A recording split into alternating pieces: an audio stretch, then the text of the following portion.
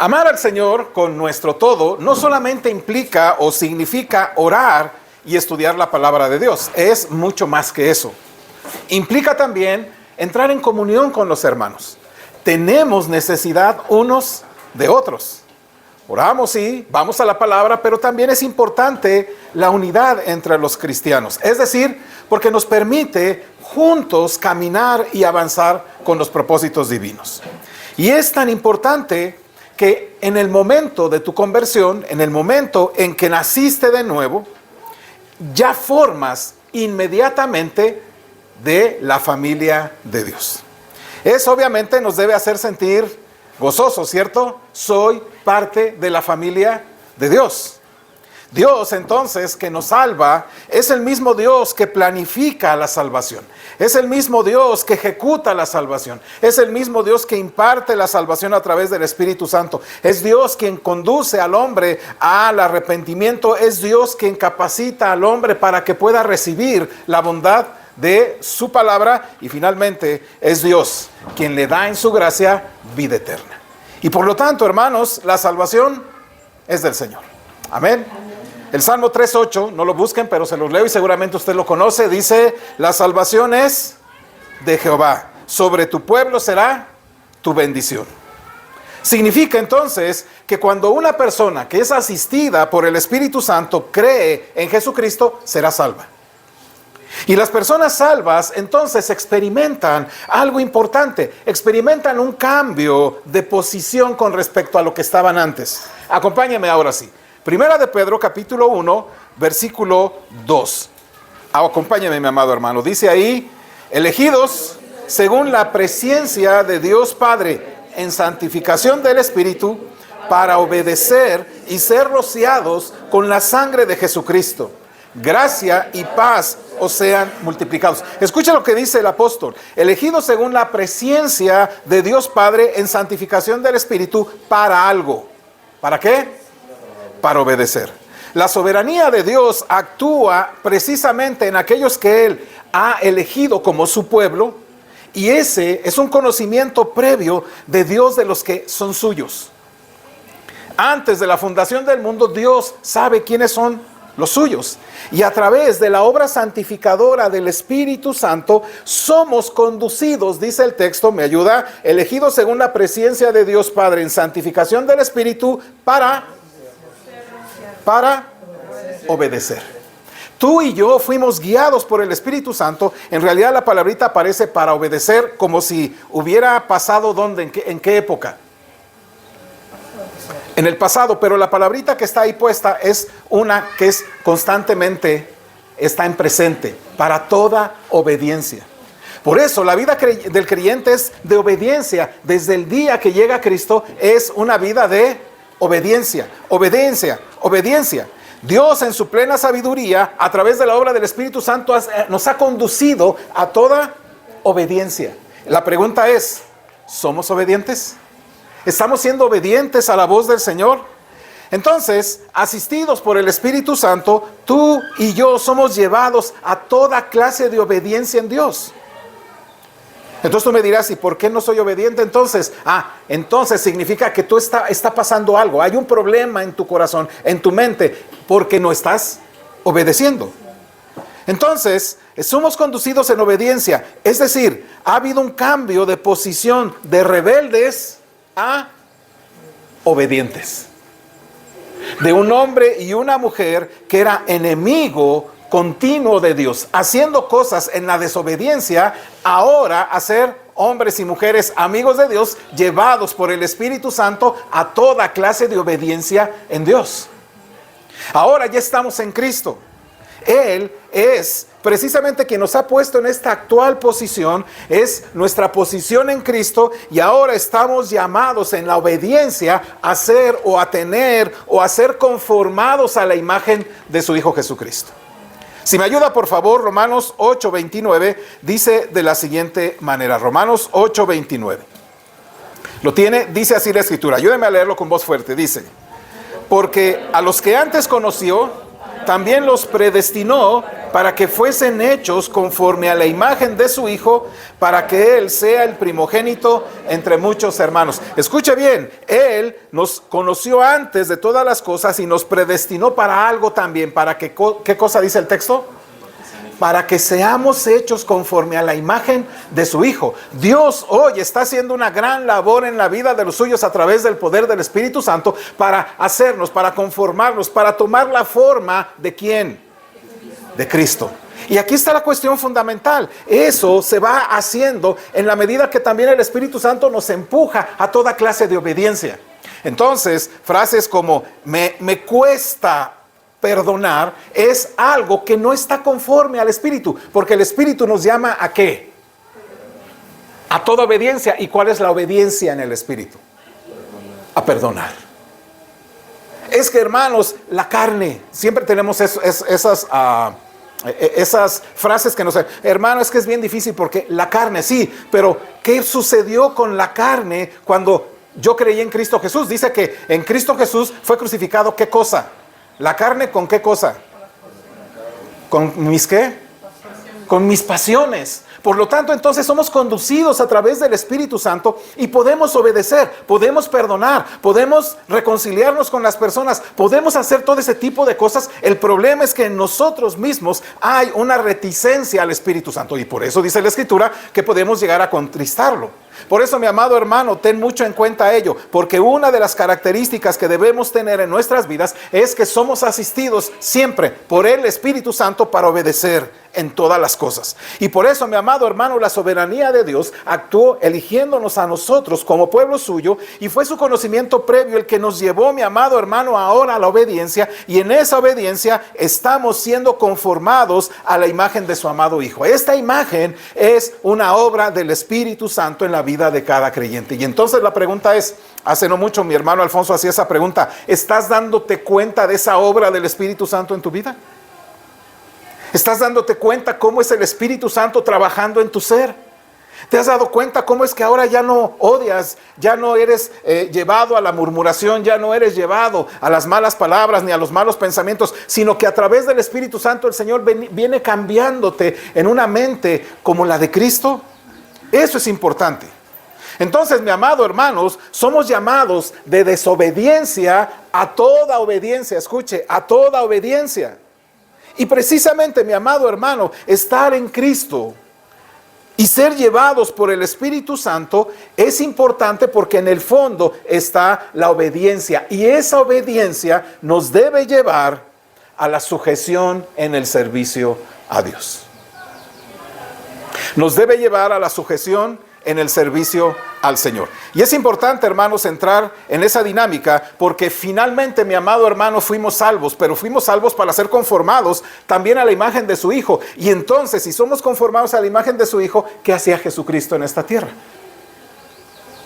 Murió nada más y dijo, bueno, ya llegué, muero y ya me voy. En todo este proceso, Él vino y se hizo como un ¿qué?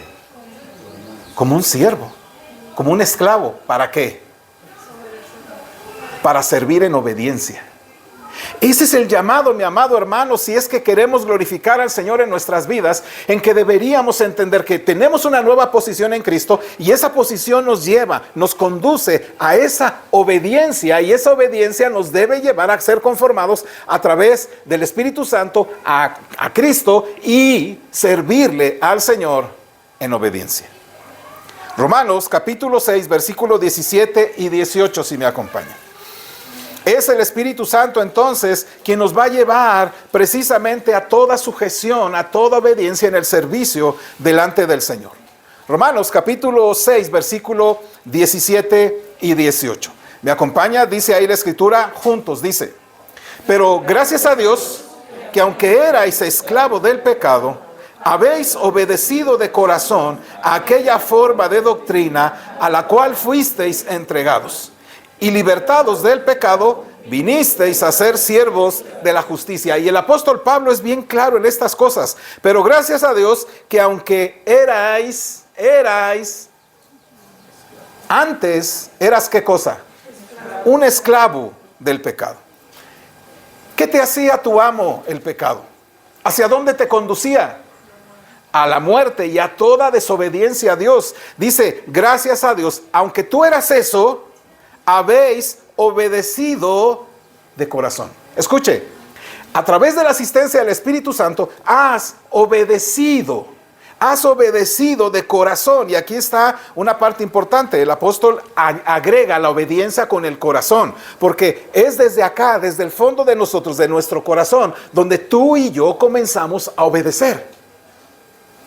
Y entonces dice la Escritura, aunque eras esclavo del pecado, habéis obedecido de corazón aquella forma de doctrina a la cual fuiste entregado. Y mira el versículo 18. Y libertados del pecado, ya no eres tú, ya no estás bajo el pecado. Ahora, ¿qué has venido a ser? Siervo de la justicia.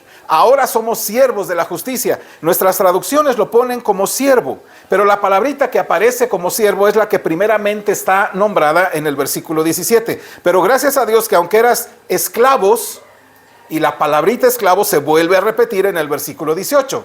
Dice, y libertados del pecado, viniste a ser esclavos de la justicia.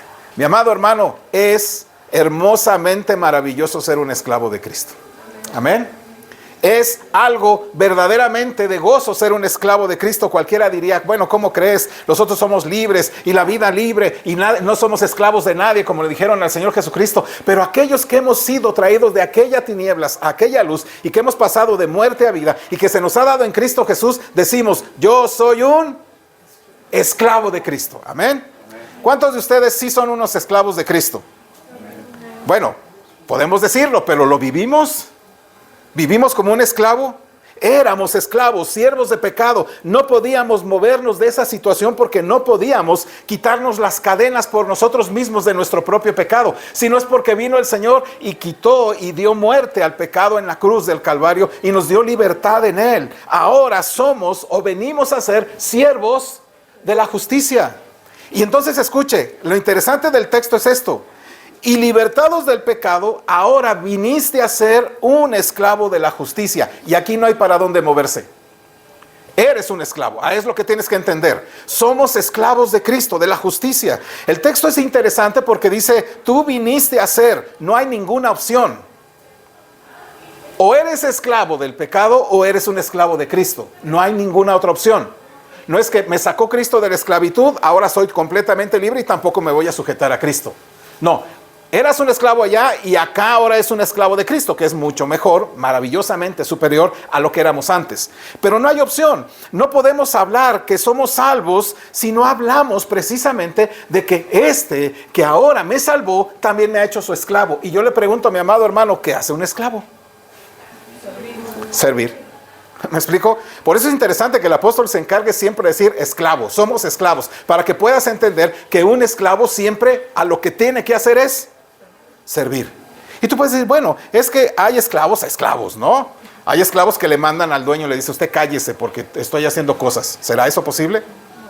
¿No? Quizá en nuestra mente no tenemos ese concepto de esclavo porque no estamos en la época del apóstol Pablo, donde el esclavismo era parte fundamental de la sociedad y que además era parte de todas estas características de economía y demás. Un esclavo era, digamos, importante porque el dueño del esclavo, el esclavo en sí mismo era una cosa de la cual podía disponer el dueño, el amo. Y había clases de esclavos.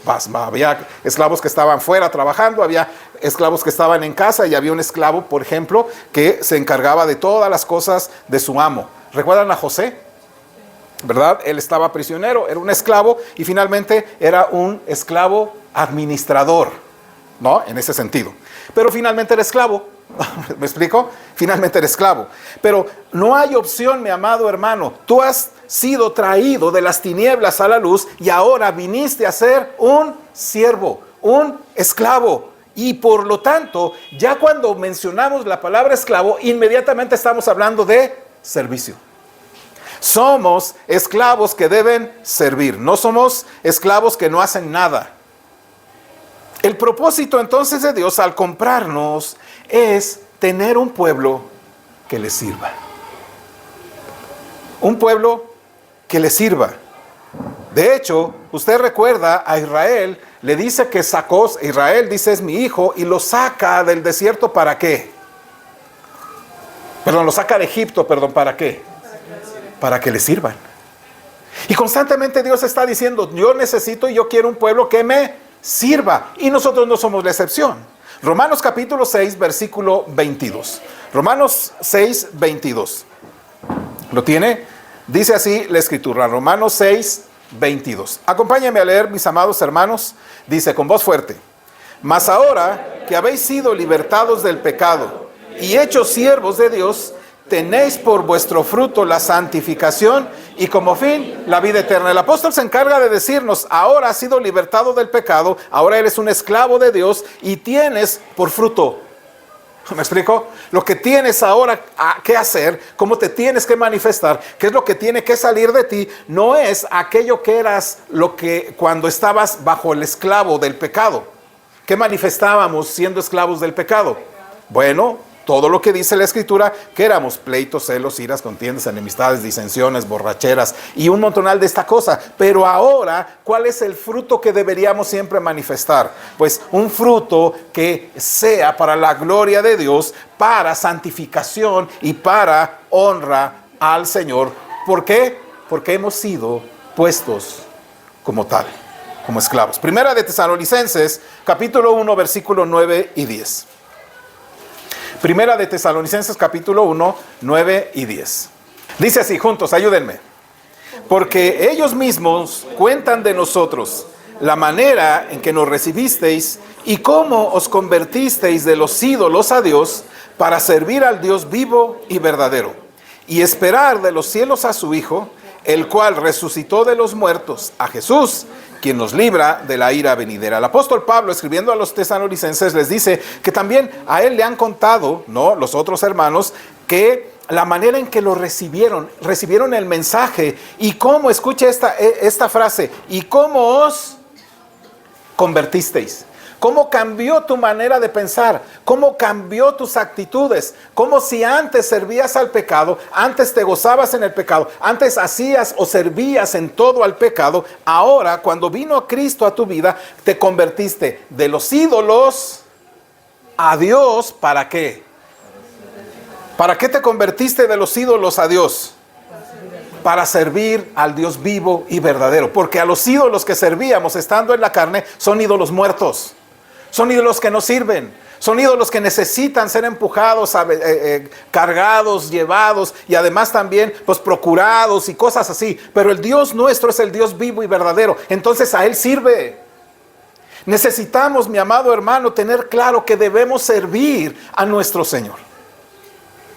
Así pues, el cristiano es hecho siervo de Dios. Mi amado hermano, eso puedes decir a tu alma, a tu mente y a tu corazón hoy. Yo soy un siervo de Dios. La semana pasada vimos que somos, ¿qué cosa? Ministros. Somos ministros del Señor, ¿cierto? Y tenemos que ministrar. Y ministrar significaba servir.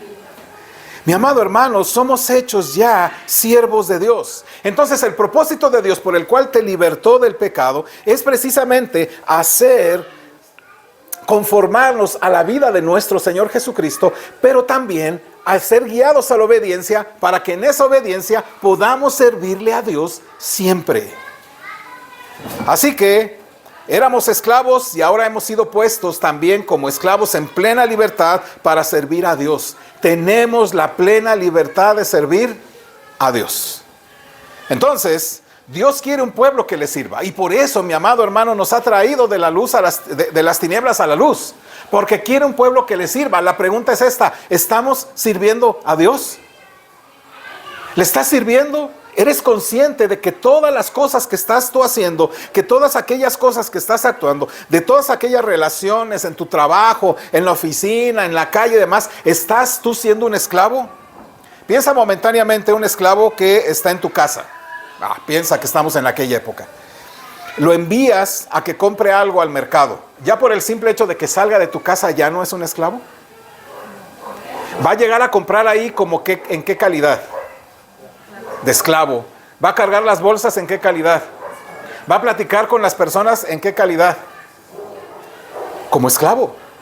Dios quiere que nos conduzcamos, mis amados hermanos, en eso, haciendo que nuestro amo sea dado a conocer. Que el amo nuestro se ha dado a conocer de lo grande que es el Señor que tenemos, de tan grande que es el amo que nos ha tocado, de lo fabuloso, de lo hermoso, de lo maravilloso, de lo bueno que es ese amo para con nosotros. ¿Y dónde lo hacemos? Pues precisamente lo hacemos en nuestras actividades cotidianas. Entonces, el propósito de darnos libertad, Cristo, es precisamente hacer que la vida de aquel que es un esclavo esté en plena libertad para servirlo a Él. 1 Corintios 6:20. La Biblia dice que soy un siervo, un esclavo. Y dice de esta manera, 1 Corintios capítulo 6:20. Dice la Escritura así. ¿Me acompaña, hermanos? ¿Lo tiene? Lo leemos. Dice así: porque habéis sido comprados por precio. Glorificad pues a Dios en vuestro cuerpo y en vuestro espíritu, los cuales son de Dios. Escucha lo que dice el texto. Porque, ¿qué dice ahí el principio del texto? Porque, ¿qué? Escucha, mi amado hermano, tú fuiste comprado por un alto precio. Tú fuiste comprado por un alto precio. ¿Qué precio fue ese? ¿30 monedas de plata como se pagaba por un esclavo? ¿O por la maravillosa sangre del Hijo de Dios derramada en la cruz del Calvario? Si tú fuiste comprado a ese alto precio, entonces dice el apóstol Pablo, lo que tienes que hacer es glorificar. Que Dios se vea magnífico, que Dios se vea como lo que es, un Dios grande. ¿Cómo? A través de tu cuerpo, a través de tu espíritu, los cuales dice ahí que es, ¿de quién son? De Dios. Escucha, yo fui comprado y fue comprado completo, no en partes. ¿Me explico? No decimos, bueno, solamente a Dios le interesa mi alma. Entonces Dios, aquí está mi alma mientras yo hago otras cosas. Pues total, ¿a dónde se va a ir este cuerpo? Se lo van a comer los gusanos. Es la reflexión de muchos. Se lo van a comer los gusanos. Entonces, pues que se lo coman sabroso, ¿no? Total, a lo que Dios le interesa es el corazón, el espíritu. Y el apóstol Pablo dice, no. Tú fuiste comprado por un alto precio y entonces glorifica a Dios. Muestra el Dios grande que tienes ahora, el amo que tienes. ¿Para qué? Para que en tu cuerpo y en tu espíritu lo podamos mostrar al mundo, porque tu cuerpo y tu espíritu, es decir, tu parte externa y tu parte interna le pertenecen a Dios. No eres tuyo. Por eso, mi amado hermano, en esta mentalidad de esclavo, pues, de Cristo, es cuando podemos caminar y decimos, bueno, ¿me puedo tomar una cerveza? Pregúntale a tu amo si te la puedes tomar. ¿Me explico? Bueno, pero es que mi amo no me dice aquí en el manual, ¿no? Bueno, pero checa, porque el cuerpo es tuyo, ¿este pertenece? ¿A quién le pertenece? Entonces pregúntale a tu amo, ve a la palabra y ahí vas a descubrir lo que tu amo quiere que tú hagas. Porque Él lo que quiere es que lo glorifiques. Y glorificar significa que yo como esclavo tengo que hacer que mi amo brille. Se vea glorioso, majestuoso. Entonces la cuestión es esta. ¿Lo estás haciendo? ¿Me ayudan otra vez a repetir el texto 6:20 de 1 Corintios, por favor? Dice así, juntos. Porque hemos sido comprados por precio. Glorificad pues a Dios en vuestro cuerpo y en vuestro espíritu, los cuales, el cuerpo y tu espíritu le pertenecen a Dios. Y entonces, ¿qué hace un esclavo? Obedece y cuida lo que es de su Señor. Significa que este esclavo no tiene nada, absolutamente nada, porque ha sido comprado por un precio. Entonces, si yo soy un esclavo de Dios, si yo soy un siervo de Cristo, si yo soy un esclavo de Jesucristo, ¿puedo hacer algo por mí mismo? Bueno, sí, lo puedo hacer. Tengo voluntad. Y puedo resistirme al llamado de Dios que Él me hace para determinadas cosas, y sí lo puedo hacer. Pero recuerda, Él es mi Señor. Y como amo, entonces Él va a hacer todo aquello para que se le tome en cuenta. Pero no solamente eso, sino para que se le magnifique a Él. Si yo no quiero perdonar, significa, Señor, amo, usted dice que tengo que perdonar, pero no lo voy a hacer. Y entonces, ¿cómo haces quedar a tu amo, a tu dueño? Entonces, mi amado hermano, la cuestión es esta. Lo que Dios desea es que entiendas que ya no te perteneces a ti mismo. Le perteneces a Dios mismo. Dios entró en aquel mercado de esclavos y pagó el precio por ti y por mí, y nos retiró de ese lugar y nos ha convertido ahora en sus siervos, y estamos en un mejor lugar. Amén. Y entonces, en ese aspecto, mi amado hermano, si ese esclavo, vamos a pensar, si ese esclavo que fue sacado de aquel mercado de esclavos trae unos tenis nuevos de paquete, ¿de quién son esos tenis? ¿Del esclavo o del amo? Pues son del amo, porque si el esclavo es del amo, pues los tenis también. Y si trae su túnica, dice, esta es mi túnica. ¿Es su túnica? Nada de eso. Si un esclavo tiene esas cosas, todo lo que tiene son del dueño, del amo, del Señor. De manera, mi amado hermano, que yo vengo a hacer exactamente lo mismo. Yo vengo a ser un esclavo, yo vengo a ser un siervo de Jesucristo, y no me pertenezco a mí mismo, porque Él me compró a mí. Por lo tanto, todo yo le pertenezco a Él. Ahora bien, Dios te tiene como un siervo, como un esclavo, y te convierte en alguien que administre lo suyo. Eso es bien interesante, ¿no? Porque este señor que tenemos te dice, Dunia, te voy a dar un automóvil rojo, ¿verdad? Para que lo cuides, es mío. O sea, cuídalo, hermana, ¿no? Entonces, ay, no, pero pues yo lo compré con mi dinero. A ver, momento, dirá el amo, ¿no? Pero ¿quién te dio ese dinero? Yo lo trabajé. ¿Y quién te dio ese trabajo? Bueno, me lo dio alguien superior, yo hice mi solicitud y me lo dieron, ¿verdad? Ajá, ¿y quién inclinó el corazón de esa persona para que te diera el trabajo? Bueno, pues, no sé. Y el Señor te dice, yo soy el soberano. Y cada cosa que tienes, mi amado hermano, Dios te lo ha dado, ¿para qué? Para que lo administres. Entonces, mi amado hermano, ¿qué tan buen administrador eres? Y lo digo, mi amado hermano, no solamente por la cuestión de administración del dinero, sino de nuestra propia salud. Dios nos ha dado salud para que la administremos. ¿Cómo estamos administrando nuestro cuerpo? Porque obviamente nuestro amo es un amo, un señor, ¿verdad? Que vendrá a pedirnos cuenta. Manuel, ¿qué hiciste con lo que te di? Ay, Señor, es que yo te conozco, que eres un amo tremendamente, o sea, que tú quieres recoger donde no sembraste. Aquí está, mira, lo guardé en un pañuelo, no se desgastó. Ahí está, lo tuyo. ¿Y qué dice el Señor? Siervo malo. O sea, finalmente, mi amado hermano, Dios nos ha dado estas cosas para que nosotros, a través de lo que nos da, le sirvamos, y que Él reciba la gloria, nosotros el gozo, y que el mundo entero pueda entender que tenemos un Dios grande y maravilloso. Entonces, mi amado hermano, te conviertes en un administrador de los recursos de Dios. Así que esos recursos que te da, grandes o pequeños, Dios te los ha dado, ¿para qué? Para administrarlos. Y administrar significa cuidar nada más. Cuidar, servir, ayudar. Ponerlos a trabajar. ¿Recuerdan? Te doy esto para que negocies con ellos.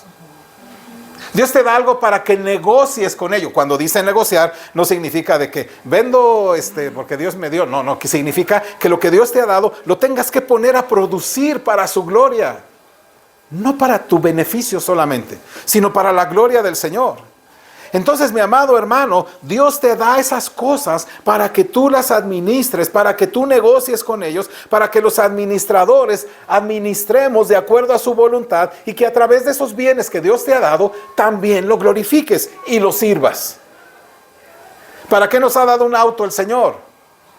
Gracias a Dios que nos da y podemos trasladarnos, pero principalmente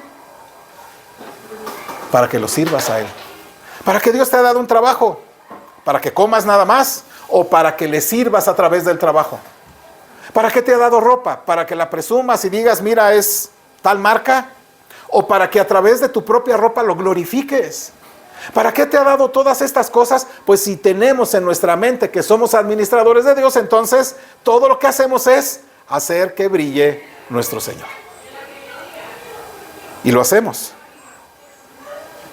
Entonces, una de las cosas que deberíamos entender, mi amado hermano, es que el servicio está inmiscuido en todo lo que hacemos. para Dios.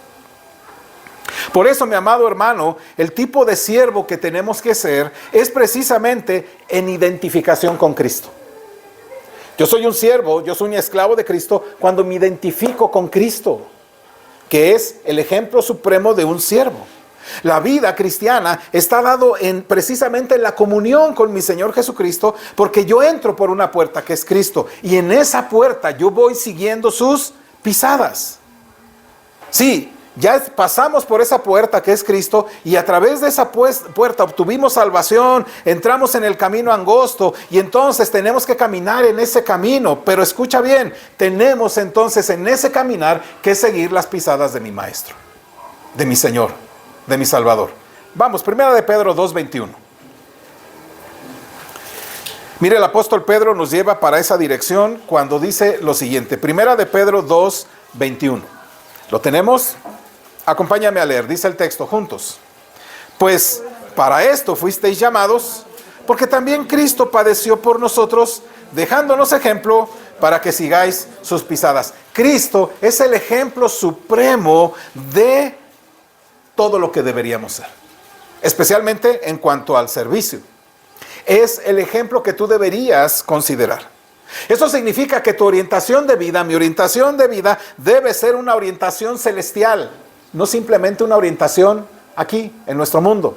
Es una orientación celestial, digamos, puesto en nuestra mente en aquellas cosas que glorifiquen a nuestro Señor, que lo hagan ver como lo que es, ese Dios grandioso. Significa, mi amado hermano, que todas tus motivaciones, todo lo que hagas en cuanto a lo que dices, en cuanto a lo que piensas, en cuanto a lo que compras, en cuanto a con quien te relacionas, todo eso debe estar plagado de la idea de que es algo celestial. Estamos dirigiéndonos hacia allá. ¿Por qué? Porque seguimos las pisadas de Cristo. Entonces, para ello, mi amado hermano, el Señor no solamente nos deja, bueno, ya te hice salvo y ahora a ver cómo te las arreglas, no sigue mis pisadas. No, el Señor al contrario también nos ha provisto de una bendición y nos ha dado su propia mente para que pensemos de acuerdo a su voluntad. 1 de Corintios capítulo 2 versículo 16. Dice ahí, juntos, porque ¿quién conoció la mente del Señor? ¿Quién le instruirá? Mas vosotros tenemos la mente de Cristo. Escuche, tenemos ahora la mente de Cristo. Sabemos precisamente qué es lo que tendríamos que hacer porque tenemos la palabra. Tenemos la mente de Cristo porque en Cristo precisamente es el que nos va a guiar a hacer todas aquellas cosas que le son agradables al Señor. ¿Recuerdan? Padre, he terminado la obra. Y todas las cosas que hacía, las hacía con el objetivo de que su Padre sea glorificado. Tenemos la mente de Cristo, la mentalidad de Cristo, tenemos todo ese potencial que es el Señor para darle a Él la gloria. Por eso estamos sirviéndole al Señor y por eso deberíamos hacerlo. Pero entonces, ¿cuál es el pensar de Cristo en cuanto al servicio? ¿Cuál es el pensamiento que tiene Cristo? Ese pensamiento celestial que proviene del cielo para servicio. Busque por favor Mateo capítulo 20, 28. El Señor Jesucristo está ahí con sus discípulos y después dice esto, les dice esta frase, 20:28 de Mateo. ¿Me acompañan mis amados hermanos? Dice Mateo 20:28, juntos conmigo. Dice, como el Hijo del Hombre no vino para ser servido, sino para servir y para dar su vida en rescate por muchos. El Hijo del Hombre entonces, ¿a qué vino? ¿Vino para ser servido o para servir? Para servir. Entonces, ¿cuál es tu mentalidad en cuanto al servicio, hermano? Si tenemos la mente de Cristo, servir. No que nos sirvan, servir. Esto se convierte en algo fabuloso porque si mi deseo mayor es tener la mente de Cristo y quiero servir a mis hermanos y mis hermanos también que tienen la mente de Cristo quieren servir a sus hermanos, ¿qué sucede? ¿Qué sucede cuando unos y otros están ansiosos de servirse los unos a los otros? ¿Cristo qué? Cristo se glorifica. Hacemos ver lo que es Él, grandioso. Pero cuando no queremos hacerlo, hermanos, ¿cómo se ve Cristo? Por eso has oído quizá frases, es que ahí no se siente el Espíritu. No sé qué significará eso para algunos, ¿no? Es que esa es una congregación muy fría. No sé qué significará eso. Es que a los hermanos les falta algo. Lo que nos falta es tener una mente de Cristo. Y necesitamos sumarnos a lo que Cristo hacía. No vine yo para ser servido. Dios no te ha puesto en este lugar, mi amado hermano, para ser servido, sino para que sirvas. Aunque, dicho de paso, también nos ha puesto para que otros pues puedan desarrollar lo que Dios les ha dado. Porque, mi amado hermano, Cristo no se reservó nada de lo que le correspondía para descender de la condición más alta que él tenía y hacerse un esclavo, hacerse un siervo y servir. El Señor Jesucristo no escatimó, dice la Escritura, el ser igual a Dios como cosa que aferrar, sino ¿qué hizo? Se despojó a sí mismo. Se vació a sí mismo tomando una forma, la forma de un siervo, hecho semejante a nosotros. Y estando en esa condición de hombre, ¿qué hizo? Se humilló a sí mismo, ¿verdad? Hasta la muerte y la muerte de cruz. Fíjese nada más, ¿por qué entonces nosotros nos hacemos tanto a la idea de que no queremos servir porque no queremos sufrir? O no queremos servir porque finalmente pues es que es bien difícil hacerlo. Si el Señor dice que Él mismo descendió del rico, el que tenía todo, haciéndose pobre. Cristo no se reservó absolutamente nada, sino que se hizo como uno de nosotros y en la condición de esclavo entregó su vida por ti y por mí. De tal manera entonces que por ahí deberíamos continuar en el Evangelio. ¿Me explico? Cristianos que se saben siervos de Cristo, con la mente de Cristo, sirviendo a otros para la gloria de Dios. Amén. Entonces, si Cristo lo hizo, Él tiene todo el derecho de exigirnos que lo hagamos. Él es el Señor y te dice, tienes que servir. Imagínese que lo contraten usted y usted diga, sí, pero contráteme con ese buen salario, pero no voy a hacer nada. Usted, mire, yo quiero mi salario alto, seguro social, prestaciones de ley, ¿no? Seguro de vida, de gastos médicos, aguinaldo, ¿verdad? Vacaciones, y además hoy estamos, ¿cuántos días ahora por año? 10 días por año, creo, no sé. Además también quiero vacaciones pagadas, ¿verdad? Y usted empieza, pero no quiero hacer nada. ¿Qué le van a decir ahí en ese trabajo que usted quiere con esas condiciones? Entonces, ¿cómo es que nos asumimos nosotros con el Señor Jesucristo y decir, sí, gracias, sálvame, Señor, llévame a tu reino, ojalá que ya vengas pronto, porque yo no quiero servir a estos. Yo no quiero hacer algo por estos mis hermanos. No, hombre, ¿quién va a hacer algo por alguien de ellos? ¿Por qué? Porque pues es tan difícil, ¿o no? Servir a los hermanos es difícil para que Dios sea glorificado. Poner a trabajar lo que tienes es difícil. Sí, pero ¿sabe? Por eso hemos sido dotados de toda obediencia a través del Espíritu Santo para que lo podamos hacer. Porque además tenemos la mente de Cristo. Entonces, mi amado hermano, el Señor exige también que deberíamos servir a Dios desde el corazón, entregándonos por completo, mi amado hermano, para que Dios sea exaltado y glorificado. Por eso, mi amado hermano, el servicio es el objetivo supremo de Jesucristo. ¿Y cuál debería ser nuestro objetivo también en cuanto a ello? Lo mismo, servir. No sé si recuerdan, el Señor Jesucristo va rumbo a un lugar determinado, va llevando a sus discípulos y llegan a un estanque, a un pozo. Se sienta cansado. El Señor ya está cansado, se sienta ahí y le dicen, Señor, pues vamos aquí a esta ciudad que está muy cerca y vamos a comprar alimento, ¿no? Los discípulos están muy interesados en llegar y comprar alimento porque tenían hambre. Imagínese usted, un sol tremendamente duro, caminar durante horas y llegar a un lugar y decir qué es lo que más quiero, pues comer. Y llega una mujer en el momento en que más pega el sol, ¿verdad? Y entonces el Señor tiene una conversación pero muy interesante con ella, ¿cierto? En esa conversación después, está casi terminando el Señor de hablar con esta mujer, cuando los discípulos vienen ya muy contentos con el alimento, ¿verdad? Y la primera cosa que observan es que el Señor está platicando con una mujer. Y el problema es que era una mujer samaritana. Y dice la Escritura que samaritanos y judíos no se llevan. Y entonces se acercan y dicen, ay, Señor, ya come. Pero el Señor les dice algo. Por favor, Juan capítulo 4, 34. Juan 4:34. ¿Lo tiene? Dice Juan 4:34.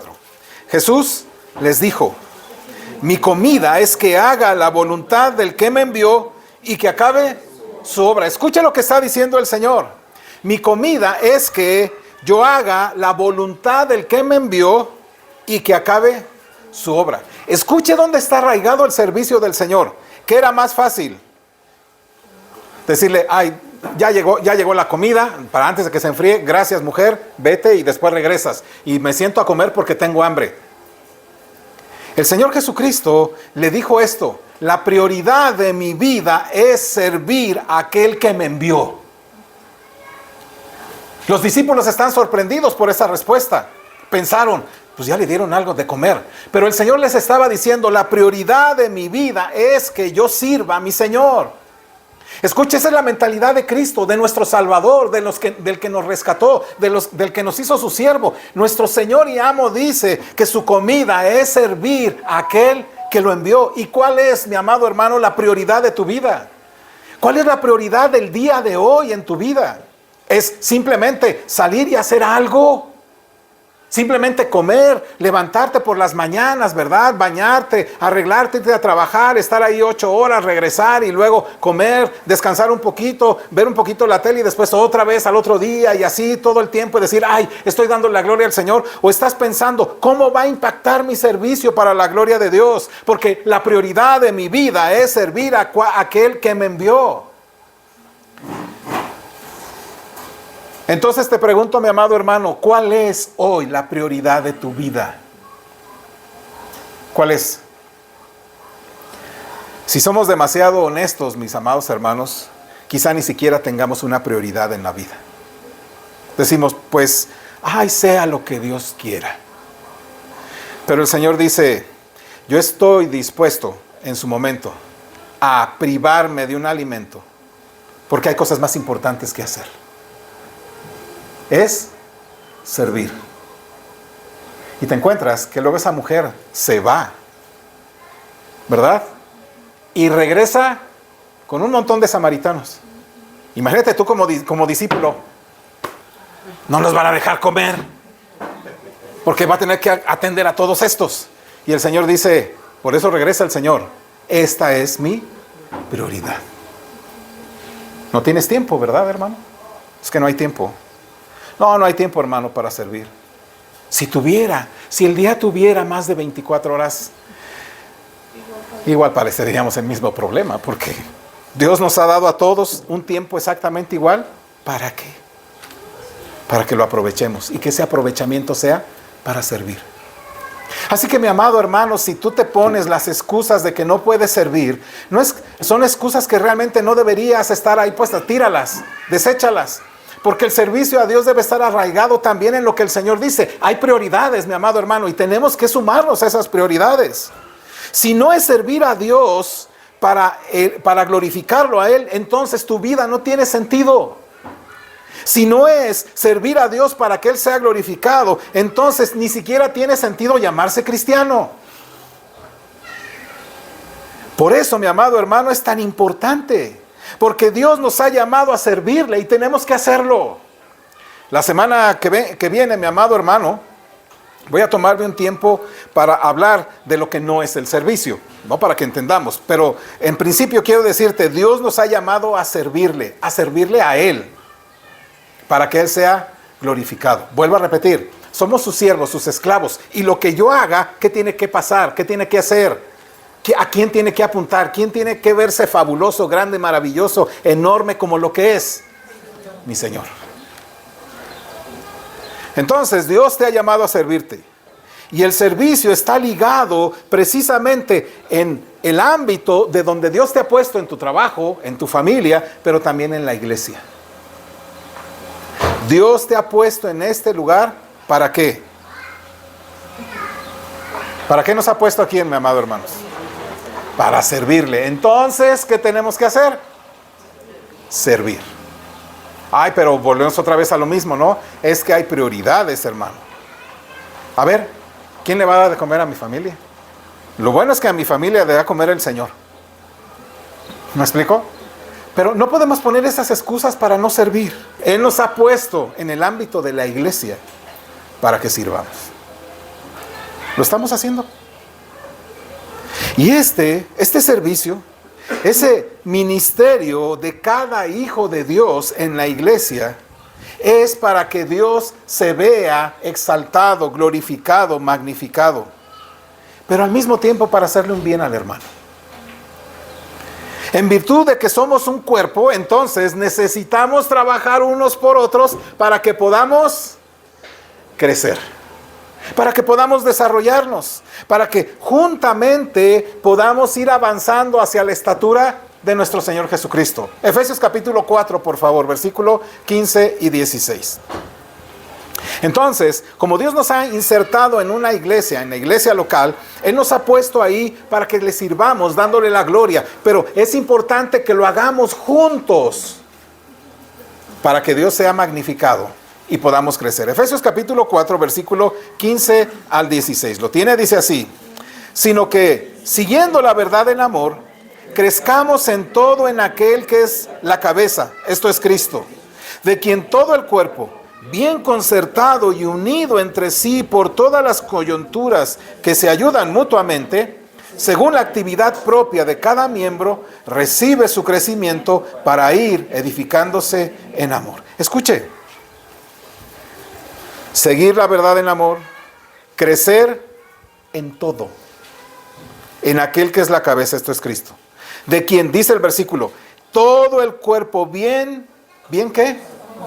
Concertado. ¿Ya nota la palabrita de concertado? ¿Cómo a qué le suena la palabra concertado? De concierto, ¿verdad? ¿Y usted ha ido a algún concierto donde la trompeta va por un lado y los violines van por otro? Y se oye así, y usted dice, pues esto no es un concierto, esto es otra cosa, ¿no? Esto no puede ser, ¿no? Me gusta mucho cuando vas a un concierto que no sé quién es el que empieza con el violín, ¿no? Y todos empiezan todos a afinarse, ¿verdad? Y cuando el maestro, todos, y entonces el maestro empieza a decir, bueno, el director, y se oye todo que entra junto, el cuerpo bien concertado. Y mi amado hermano, ¿entras a tiempo? No sé si me estoy explicando. ¿Estás entrando en la nota adecuada? ¿Estás entrando precisamente para que en esta armonía en la iglesia se oiga algo hermoso para nuestro Señor? Todo el cuerpo bien concertado y unido. ¿Y cómo nos estamos uniendo? Dice allí, entre sí. Yo estoy unido a mi hermano, ¿no? Mi hermano quizá lleve la guitarra y yo también, pero debemos estar bien concertados, ¿me explico? Juntamente con el resto de los demás. Porque si no, mi amado hermano, no vamos a llegar a ningún lugar.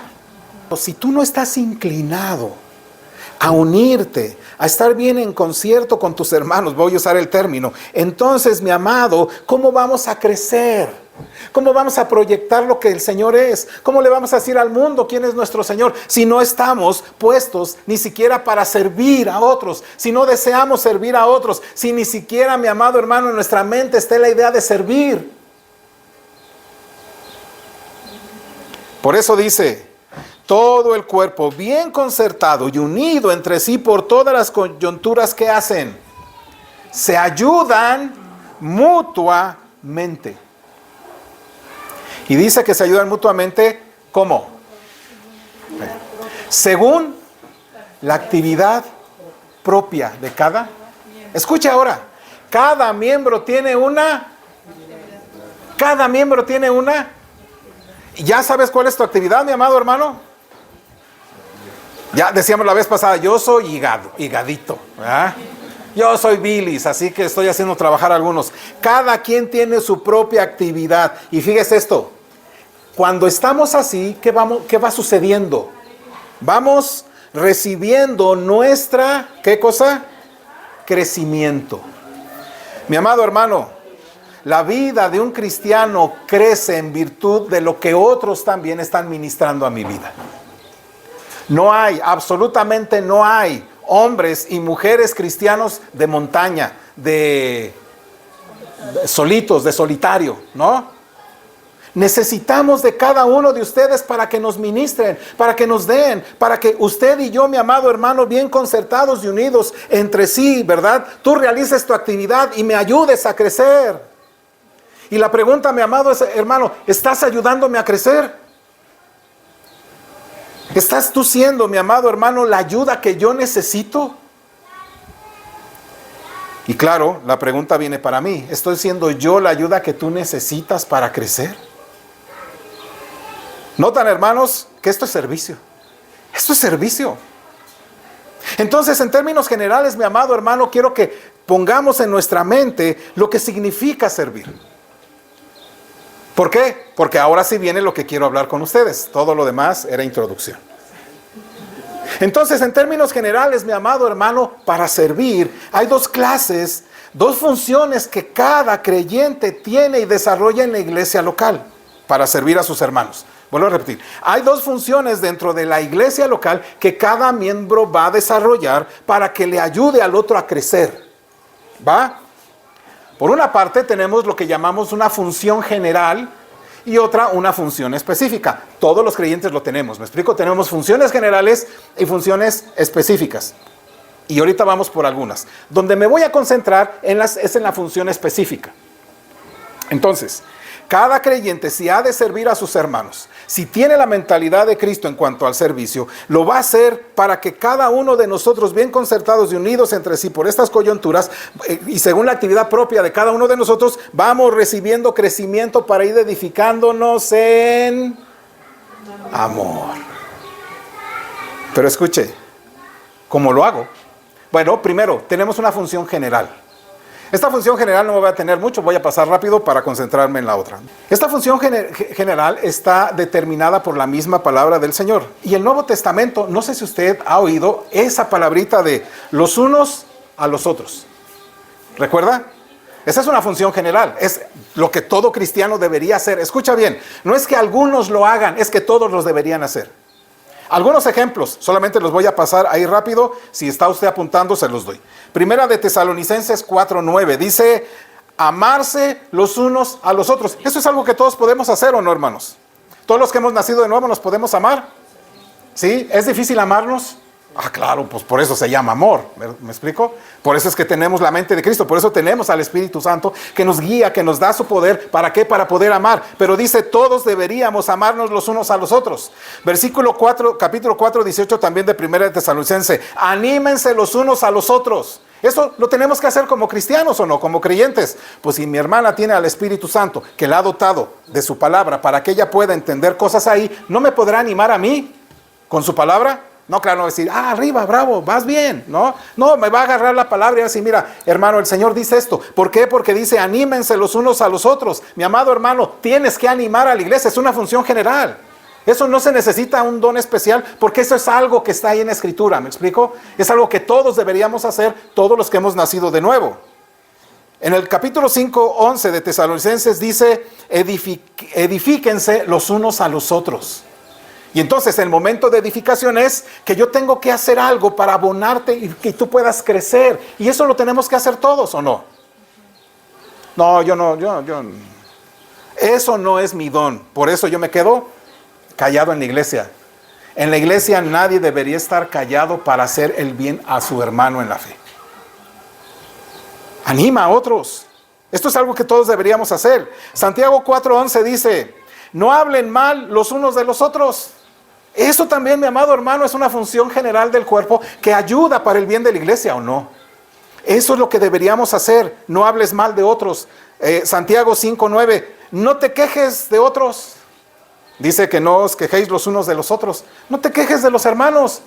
O sea, en lugar de quejarte, mejor haz algo por él. Habla con él. Dile, hermano, está pasando esto y demás. Esto es algo que todos los cristianos deberían hacer. No lo hacemos por la penita que nos da, porque ¿qué va a decir el hermano? Me va a dejar de hablar. Ya no vamos a tener esto. Nuestra amistad va. Hermano, no te quejes. Más bien, habla. Por ejemplo, en otra, confesaos vuestras ofensas los unos a los otros. Santiago 5:16. Es algo que todo creyente debería hacer, ¿o no? Es que yo traigo algo contra mi hermano, ¿no? Pues ve y dile al hermano que le diga al hermano, que le diga al hermano que lo conoce, que él le diga. Y entonces todo el mundo está bien contento así, ¿no? No, dice el Señor, confiesen sus pecados los unos a los otros. Esto es algo que todos deberíamos hacer. O por ejemplo, 5:16 de Santiago, orando los unos por los otros. En la mañana nos dimos un tiempo para orar, los unos con los otros. Y luego mi hermano Alfonso en la dirección, ¿verdad? Nos dio un tiempo, ¿verdad? ¿Quién tiene motivos de oración? Oramos los unos por los otros. Pero no solamente son estas partes, ¿no? Después de terminar el servicio, mi amado, puedes acercarte a un hermano y decir, hermano, ¿cómo está? ¿Me permite orar por algo que quiera que ore mi hermano? Eso es algo que todos podemos hacer. Esa es una función general de servicio. Eso yo lo puedo hacer. Y bueno, hay como 50 y tantos en el Nuevo Testamento que usted puede buscar de los unos a los otros, pero es algo que todo cristiano debe hacer. ¿Por qué? Porque ha nacido de nuevo. ¿Por qué? Porque es un esclavo de Cristo. ¿Por qué? Porque tiene la mente de Cristo. ¿Y por qué? Porque tiene el poder del Espíritu en su vida para hacerlo. Entonces, todas estas cosas son las que cada creyente debe tener con vinculación a Cristo. No se necesita un don especial. Se necesita obediencia. ¿Recuerda? Somos, que hemos hablado desde el principio, somos esclavos. Y a un esclavo el Señor le exige obediencia. Y en esa obediencia, mi amado hermano, requiere que si has de perdonar a tu hermano, perdónalo. ¿Por qué? Porque tu amo dice, debes perdonarlo. Si tu amo te dice que debes hacerle un bien a tu prójimo, entonces ¿qué hay que hacer? Ay, no, Señor. Tú eres Señor, pero nomás aquí, hasta ahí nada más. Yo todo lo demás lo resuelvo. Mis amados hermanos, esa es una mentalidad bastante pobre y esa es una mentalidad de muchos. Amado hermano, no necesitas un don especial, sino obediencia. Necesitas humildad y necesitas amor. Entonces, para nuestro servicio decíamos que está una función general, que es esta, pero también hay una función específica. Y esta función específica es lo que conocemos como dones espirituales. Como un don espiritual. Ahora, ¿qué es un don espiritual? No voy a dar una definición, pero sí una aproximación. Los dones espirituales son, en la soberanía de Dios, algo que le da a cada uno de los suyos en el momento de su nuevo nacimiento, por la administración del Espíritu Santo. Pero se los da, no tanto para que tú digas, oh, yo tengo tal don, sino para qué nos lo da. Para el crecimiento. Para el crecimiento. Primera de Pedro 4:10, por favor.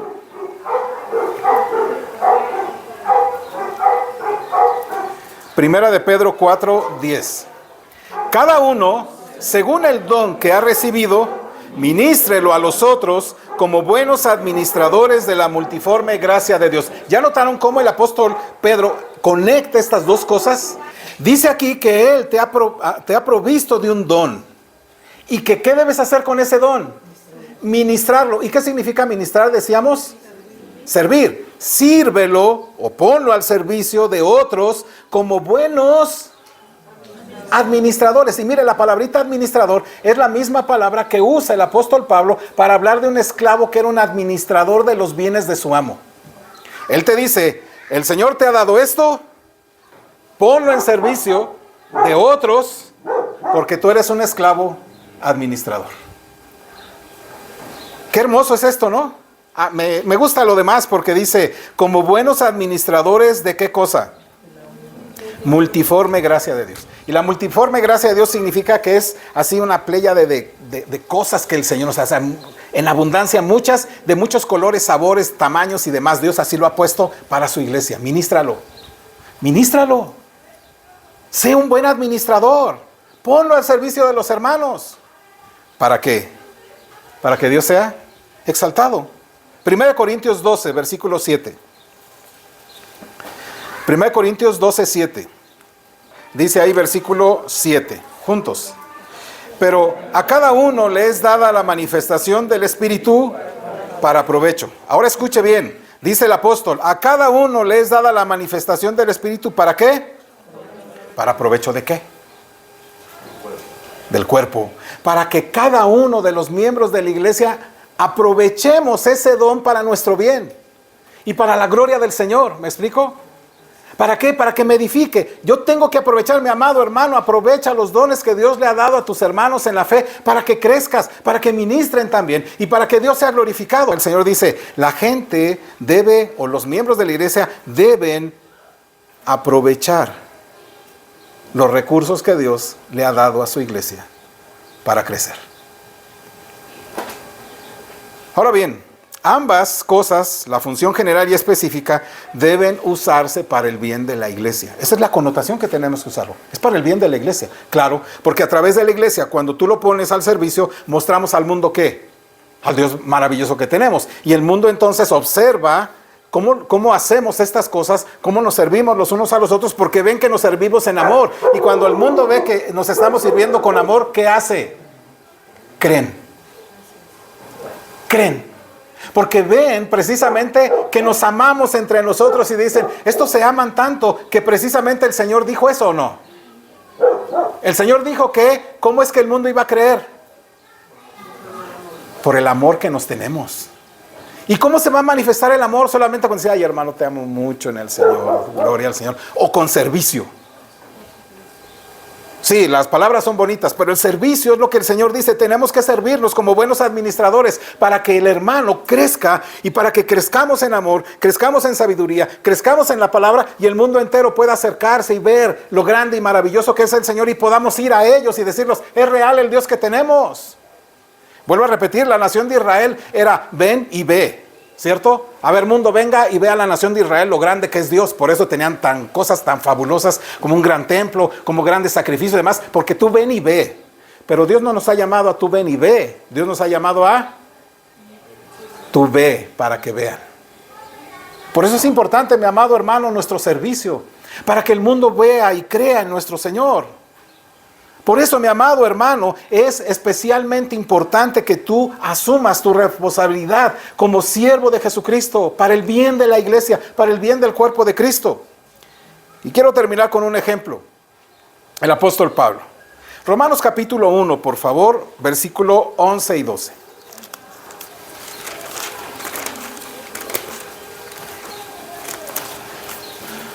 Vamos a leer desde el versículo 8, ¿les parece? Del 8 al 12. Juntos, dice así, Romanos 1, del 8 al 12, juntos, todos. Primeramente, doy gracias a mi Dios, mediante Jesucristo, con respecto a todos vosotros, de que vuestra fe se divulga por todo el mundo. Porque testigo me es Dios, a quien sirvo en mi espíritu en el evangelio de su Hijo, de que sin cesar de vosotros siempre en mis oraciones, rogando que de alguna manera tenga al fin, por la voluntad de Dios, un próspero viaje para ir a vosotros. Porque deseo veros para comunicaros algún don espiritual, a fin de que seáis confirmados. Esto es, para ser mutuamente confortados por la fe que nos es común a vosotros y a mí. Este es un texto maravilloso, versículo 11 y 12. ¿Me ayudan de nueva cuenta? Dice, porque deseo veros para comunicaros algún don espiritual, a fin de que seáis confirmados. Esto es, para ser mutuamente confortados por la fe que nos es común a vosotros y a mí. Esto es maravilloso. El apóstol Pablo dice en esta porción, yo quiero ir, o mi deseo es ir a verte, ¿para qué? ¿Para qué? ¿Para qué quiere ir el apóstol Pablo a Roma? Para comunicar algún don espiritual. El contexto ya nos va a decir qué significa eso. El contexto solito ya, la respuesta ahí en el contexto. Esta parte, comunicarles algún don espiritual, puede ser malinterpretada en el sentido de que Pablo quiere venir a darles y repartirles dones espirituales a los hermanos. Eso no lo dice el texto, y de hecho el contexto no lo dice ahí. El texto en realidad dice que el apóstol Pablo quiere ir con los hermanos para darles el beneficio de los dones que él tiene, para que la iglesia lo aproveche. El apóstol está diciéndoles, por eso dice el versículo, dice, porque deseo veros para comunicaros algún don espiritual a fin de que seáis confirmados. Esto es, para ser mutuamente confortados por la fe que nos es común a vosotros y a mí. Escuche. El apóstol dice, anhelo verte para poder usar mi don o mis dones para fortalecer tu fe. Mi amado hermano, eso pone en tu mente. Eso pone en tu mente cada vez que vengas a este lugar, cada vez que estés entre los hermanos. Yo voy a ir ahí porque voy a usar mi don para fortalecer la fe de mis hermanos. Mi amado hermano, eso es lo que necesitamos dentro de la iglesia. Hombres y mujeres que a través de sus dones, los que Dios les ha provisto, fortalezcan la fe de los demás. Lo primero y más obvio que aprendemos de este texto es que los dones espirituales son ¿para qué? Para fortalecer la fe de los hermanos. La fe de aquellos que son de Cristo. ¿Y cómo no? ¿Y cómo no si vemos estos dones preciosos que el Señor da a su iglesia? ¿Para qué? Para algo especial. ¿Para qué? Para hacer fortalecida nuestra fe. Por eso, mi amado hermano, esto debe estar en nuestra mente. Por supuesto, no significa que las personas que tienen un don espiritual, pues no van a tener un gozo, pues no van a tener algo propio, no, lo van a tener, ¿no? Pero su don principalmente está para que los demás puedan acrecentar su fe. Y entonces te pregunto, hermano, si Dios nos ha llamado a servir a través de los dones, ¿cómo estás fortaleciendo la fe de tus hermanos en la fe? Ahora, si tú dices, chispas que no conozco mi don, con razón estamos como estamos, ¿cierto? Pues es la explicación, ¿no? Porque si no conoces lo que Dios te ha dado, pues entonces simplemente no lo estamos poniendo en servicio. Y si no lo pones en servicio, pues no estamos bien coordinados, no estamos bien conjuntados y no estamos creciendo. Y si no estamos creciendo, por supuesto que no somos impacto en el mundo. Y si no somos impactos en el mundo, pues somos básicamente perdedores de tiempo.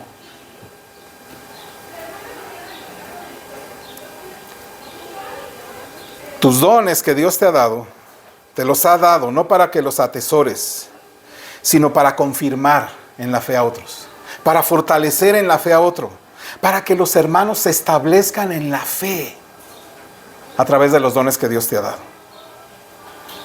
Fortalecer en la fe, lo que el apóstol Pablo dice aquí, con un don espiritual, significa que a través de tu don, ayudas a la fe del hermano para que no ceda fácilmente a los problemas que enfrenta en la vida.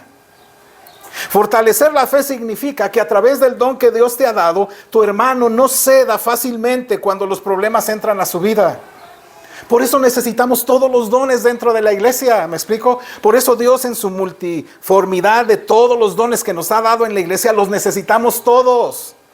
Fíjese, calcule cuántos somos aquí.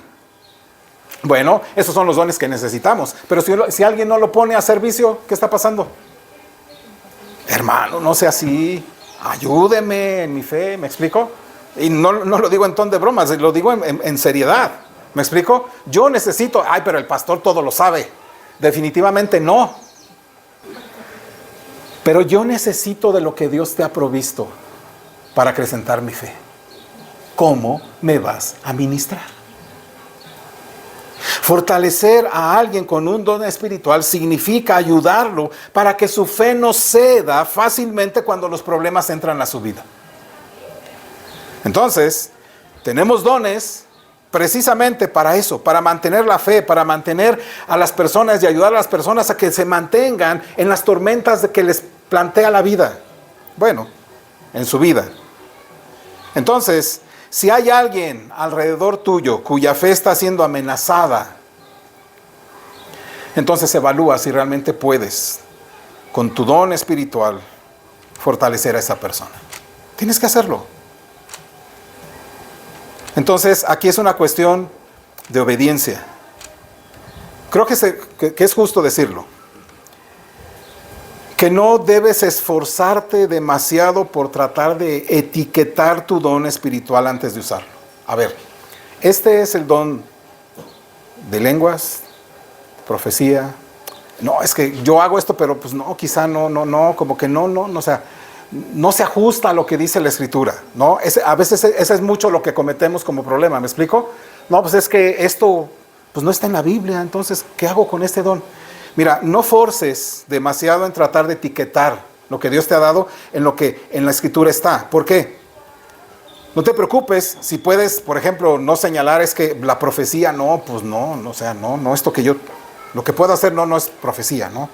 La enseñanza, no, tampoco es así como muy enseñanza. Bueno, entonces la sabiduría. Pues sí, pero no tanto. Entonces, pero a lo mejor no, entonces mejor no lo hago porque no sé. No. La forma de pensar en cuanto a tus dones siempre debería ser esta. La razón por la cual Dios te ha dotado de un don espiritual es para que yo pueda fortalecer la fe de otra persona. Entonces, si yo veo a alguien cuya fe está siendo, digamos, atacada, si yo veo a alguien cuya fe está en peligro, yo voy y lo hago. ¿Me explico? Porque tenemos la función general. Yo voy y lo hago. Y cuando esa persona después diga, gracias al Señor porque el consejo que me dio mi hermano ese día, cuando yo estaba así en mi fe y acrecentó mi aliento y vi al Señor maravilloso y demás, entonces tú puedes decir, entonces creo que tengo esto. ¿Me explico? No esperes a buscar un test, ¿verdad? Hay un test de dones espirituales. A ver, que me digan, unos 5 de 6, no tengo ese don, ¿no? Qué barbaridad. No, o sea, simplemente tú ves que alguien está sufriendo en fe, está siendo atacada, que su fe está siendo más o menos quebrantado y tú te acercas con él y hablas con él, ahí te vas a notar hacia dónde Dios está dirigiendo, pero hermano, por favor, usa la palabra, usa la Biblia. Por eso es precisamente hacia donde tenemos que ir. Entonces, no debemos obsesionarnos con nombrar dones. ¿Me explico? No te obsesiones con llamar, ¿cómo se llaman? Lo que te debe obsesionar es esto. ¿Cómo yo puedo fortalecer la fe de mis hermanos a través de lo que Dios me ha dado? Obsesiónate con eso, ¿sí me explico? No sé qué don tengo, hermano, y ya no sé qué hacer. Y he orado tanto al Señor para que me dé tal don. Mira, hermano, los dones son simplemente por gracia. O sea, nosotros no le vamos a decir al Espíritu Santo que sí, que no. Eso es lo que dice el apóstol Pablo. Pero escucha esto, lo que sí te debe obsesionar es decir, Dios, ayúdame a mí para poder fortalecer la fe de otros a través de lo que tú me has dado. Y mi amado hermano, eso es lo que está ahí en tu mente. Ahí está el siervo, ahí está el esclavo de Cristo que tiene la mente de Cristo y que quiere servir a su Señor diciendo, ¿qué más puedo hacer? ¿Qué más puedo hacer por mis hermanos? El Señor me ha puesto como administrador y quiero administrar bien lo que el Señor me ha dado, estos recursos. Y este recurso debe servir para que otro sea fortalecido en la fe. Mira, amado hermano, el problema de no conocer nuestros dones espirituales no es el problema básico. Ese no es el problema básico. El problema básico es no desear fortalecer la fe de otros. Ese es el problema. Ese realmente sí es el problema, que no deseamos fortalecer la fe de otros. Por eso la importancia de pertenecer a la iglesia local y desarrollar tus dones y tus funciones generales y específicas. Entonces, mi amado hermano, volvemos otra vez a Romanos capítulo 1, versículo 11, y nos ponemos en pie, por favor, y lo leemos. ¿No sería esto bueno? Orar. Versículo 11, me acompaña juntos, dice ahí. Porque deseo veros para comunicaros algún don espiritual, a fin de que seáis confirmados. ¿Acaso no tendremos, mi amado hermanos, el deseo de fortalecer la fe de otros arraigado en el corazón? Ya has sido hecho salvo, has nacido de nuevo, has sido llamado a toda obediencia. Entonces eres siervo de la justicia, siervo de Dios. No te reserves nada, sirve al Señor, sirve a tus hermanos para que Dios sea exaltado y glorificado. Desarrolla tu función general, desarrolla tu función específica, pero pon en tu mente, Dios, yo quiero fortalecer la fe de mis hermanos. Dios, yo quiero fortalecer la fe de mis hermanos con lo que tú me has dado. Quiero llegar siempre a la congregación, a la reunión de los santos, para esto, para buscar la manera de comunicar a través de mi don algo que ellos puedan hacer para fortalecer su fe. Hagamos que al final del día, mi amado hermano, los nuestros, los de la fe, estén más seguros de las promesas de Dios. Hagamos, mi amado hermano, que los nuestros estén más gozosos en la gracia de Cristo. Y hagamos al final del día, mi amado hermano, que Dios juntamente con nuestros hermanos sea glorificado. Porque hemos puesto nuestro corazón en fortalecer la fe de otros. Vamos a orar.